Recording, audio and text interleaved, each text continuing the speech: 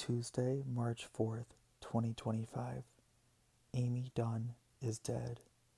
3 years old, unloved, and dead. That doesn't seem reasonable or even possible. She could read simple words and count to 30. I taught her. She so much loved getting attention that she stuck to me during school hours and drove me crazy. Didn't want me to go to the bathroom without her. Dead. I had gotten to like her, even though she was a pest. Today I walked her home after class. I had gotten into the habit of walking her home because the Dunns wouldn't send anyone for her. She knows the way, Christmas said. Just send her over. She'll get here all right. I didn't doubt that she could have. She could look across the street and across the center island and see her house from ours, but Amy had a tendency to wander. Sent home alone, she might get there, or she might wind up in the Montoya garden, grazing, or in the moss rabbit house, trying to let the rabbits out. So I walked her across, glad for an excuse to get out in the rain again. Amy loved it too, and we lingered for a moment under the big avocado tree on the island. There was a navel orange tree at the back end of the island, and I picked a pair of ripe oranges, one for Amy and one for me. I peeled both of them, and we ate them while the rain plastered Amy's scant, colorless hair against her head and made her look bald. I took her to her door and left her in the care of her mother. You didn't have to get her so wet, Tracy complained. Might as well enjoy the rain while it lasts, I said, and I left them. I saw Tracy take Amy into the house and shut the door. Yet somehow Amy wound up outside again, wound up near the front gate, just opposite the Garfield Balter Dory house.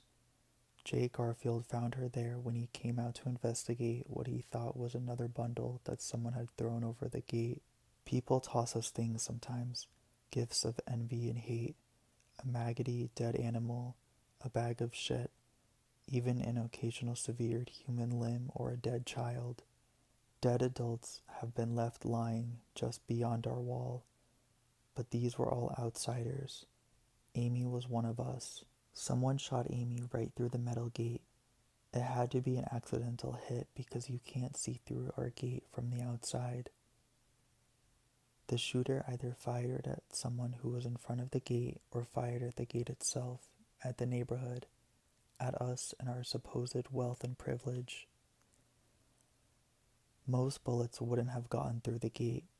It's supposed to be bulletproof, but it's been penetrated a couple of times before, high up, near the top.